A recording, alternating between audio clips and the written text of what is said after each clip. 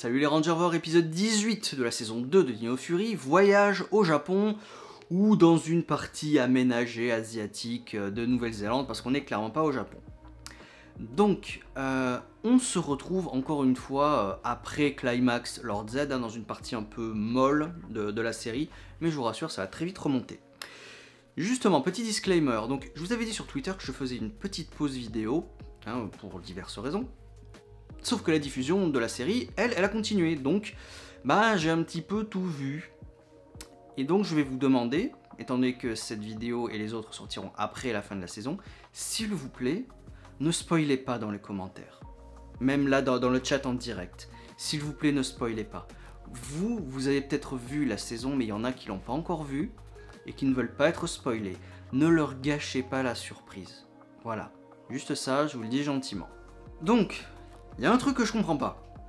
Pourquoi est-ce qu'on arrive à plutôt bien développer la relation amoureuse de Izzy et Fern, et pourquoi on n'arrive pas à développer Holly et Amelia? Holly et Amelia, c'est vachement compliqué quand même à développer, alors que normalement ça devrait pas être plus difficile que Izzy et Fern. Puisque Fern n'est pas un personnage principal de la série, elle est pas tout le temps là, mais on y arrive quand même. Alors pourquoi on n'arrive pas à développer la relation amoureuse entre deux Rangers? Je trouve ça complètement incohérent. Donc, justement, si je vous en parle, c'est pas pour rien, c'est parce que cet épisode-là, on va essayer de développer Holly et Amelia. Donc, ils ont prévu une petite virée, une petite vacance week-end à l'hôtel Stein. Un hôtel qui apparemment donne la chair de poule. À mon avis, parmi les scénaristes, il doit y avoir un fan de R.L. Stein et de son œuvre littéraire pour enfants Chair de poule. J'apprécie le clin d'œil parce que j'ai aussi grandi avec Chair de poule, donc ça me va. Donc, Holly veut s'investir dans cette relation et donc dans ce week-end. Donc, il va négliger sa mère et le travail qu'elle lui a donné. Et c'est là que je comprends pas trop. Donc, sa mère est jalouse. Parce que sa mère, la mère d'Holly, sait qu'il est en couple.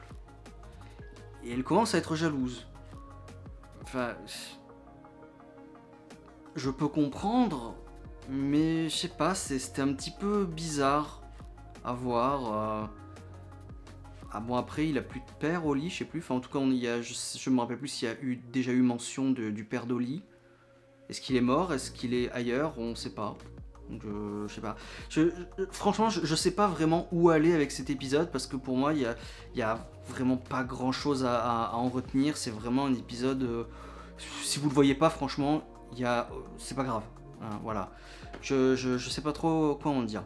Donc, il y a une apparition de Sporix au Japon. Enfin, on n'est pas vraiment sûr que ce soit un Sporix. Donc, ils disent oh, c'est un yokai, on est au Japon. Ah oui, il y a tous les clichés. Il y a le gambate ou arigato. Il y a les clichés. Ok, ça c'est check. Donc, il faut envoyer quelqu'un pour vérifier si c'est bien un Sporix. Donc, évidemment, vu que c'est au Japon et que c'est sa mère qui l'a appelé, ça va tomber sur Holly. Sauf qu'il veut pas. Parce qu'il y a le petit week-end à l'hôtel Stein, il veut rester impliqué dans sa relation avec Amelia, c'est bien. Sauf que quand ça implique un job de Power Ranger, à mon avis, ton rendez-vous avec ta copine, t'en as rien à foutre. Donc tu y vas, Holly. Et même, je comprends pas pourquoi c'est Aion. Alors, c'est Aion qui va se taper la téléportation, parce qu'il veut bouffer toutes les spécialités du Japon, encore un prétexte à la con. Vous devriez tous y aller. C'est peut-être un Sporix, vous y allez tous. Point final, ok? Donc, c'est bel et bien un Sporix qui lance des gâteaux. Donc, évidemment, vu qu'il lance des gâteaux, on a droit au méga cliché que tout le monde se prend des gâteaux dans la gueule. Enfin, la mère d'Holly et Aion, bien sûr. Aion qui, pour le coup, n'agit pas totalement comme un enfant, mais quand même un petit peu, donc faites gaffe, la progression de personnage qu'il y a eu avant, elle commence à s'effriter un petit peu. Je sais qu'il faut quand même rester véritable et fidèle au personnage, mais quand on le fait évoluer, attention à ne pas le faire désévoluer après. Donc, un petit peu c'est ok, même si je dirais qu'après avoir vu sa planète exploser, c'est limite. Donc attention avec Aion. Là, on frôlait la limite, mais ça reste ok. Très bon combat civil, j'ai bien aimé le combat civil de Aion contre le Sporix, donc ça allait. Et donc, ce monstre qui apparemment paraît pathétique, en fait, il est là pour faire diversion. Donc, diversion du, on se souvient l'épisode précédent, la clé de la foreuse qui a été volée. Donc on la voit, cette foreuse. Donc pendant que les Rangers sont au Japon à être distraits, Tariq, King, essaye de démarrer la foreuse. Pourquoi faire? Pour creuser j'allais dire le centre de commande, mais techniquement oui, c'est un centre de commande, des Rangers pour aller voler tous les Sporix. Bon plan. Étant donné qu'il peut pas se téléporter dedans, on creuse, on vole les Sporix. Ok, bon plan, ça va. En plus, il y a l'intelligence d'aller distraire les Rangers littéralement dans un autre pays, donc ok, bon plan, ça marche. Malheureusement, ça marche pas, donc on sait pas pourquoi, mais on le saura dans l'épisode suivant. J'ai déjà vu l'épisode suivant, on apprend pourquoi. Hein. Donc c'est tout con, hein. Je vais pas le dire là, parce que ça spoil le prochain épisode, et je vous rappelle qu'on ne spoile pas les épisodes suivants, on reste calé sur un épisode. Voilà. Donc ça mène un petit peu à rien en fait. On amorce un petit truc, ok, mais ça mène à rien. Donc en fait la véritable amorce et l'introduction de l'arc final de la série, ça se fera la prochaine fois. Pour finir le plot des Rangers, le combat est assez long et pas forcément très intéressant, c'est à base de gâteaux, donc bof, et le monstre est détruit dans un combat de Megazord assez classique, voilà.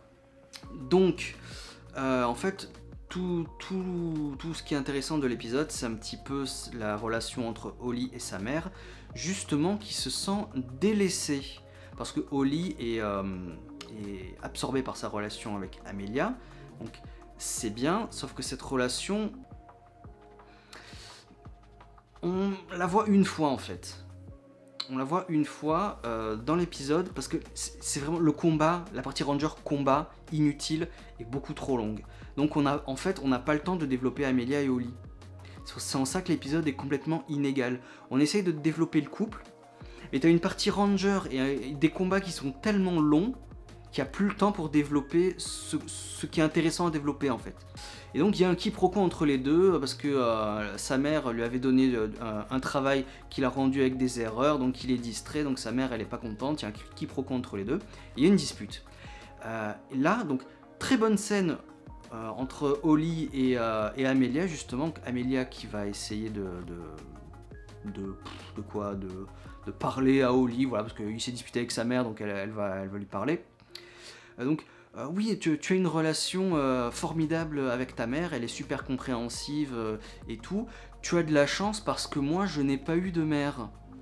Voilà, juste avec cette petite phrase là, c'est génial, juste un tout petit échange comme ça sauve l'épisode. Tu vois, on essaye, cette scène là, essaye vraiment de cimenter les deux, mais elle est tellement courte que on s'en fiche un peu en fait, tu vois. Oui, t'as de la chance, moi j'ai pas eu de mère et tout. C'est bien, mais il aurait fallu que ce soit plus long, que ça prenne une partie de l'épisode un petit peu plus importante, plutôt que d'aller se battre contre un monstre gâteau. Voilà, c'est très dommage. A partir de là, Holly comprend que les petites erreurs qu'il a faites se répercutent non pas uniquement sur sa mère, mais aussi sur ses collègues et son travail en général. Il y a un des collègues de la mère de Holly justement qui va venir lui dire qu'ils vont devoir faire nuit blanche pour rattraper toutes les erreurs. Donc c'est là que je comprends pas. C'est quoi le message qu'on essaye de nous faire passer? Holly et Amelia s'impliquent dans leur relation, c'est bien.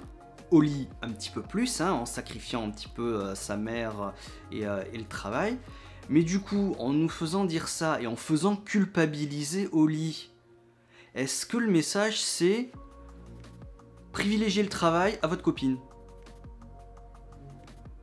Ça a l'air d'être ça, hein, le message. Est-ce que c'est un bon message à faire passer, ça? Je suis pas sûr. Est-ce que c'est vraiment ça? Je sais pas.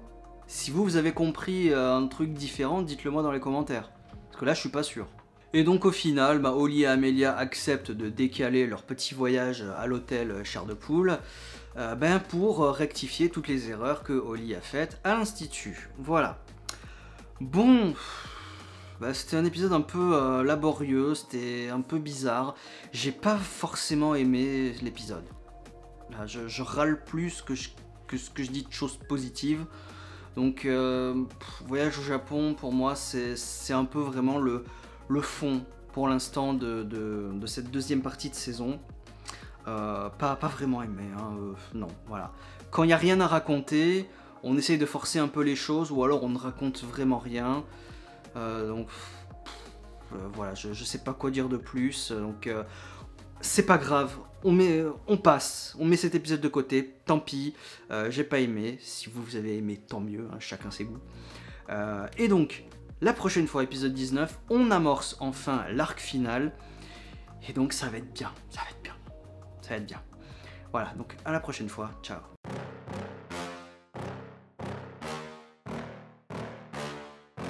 Yeah. Please tell me that I can't, that I won't, that I fail, that I'll never make it out, yeah. Please tell me all the bad, never good, fill my head full of every single doubt, yeah. Please say any negative thoughts, I pop off when I hear people say I cannot. I get off to the thought of proving everyone wrong, I won't stop to the top.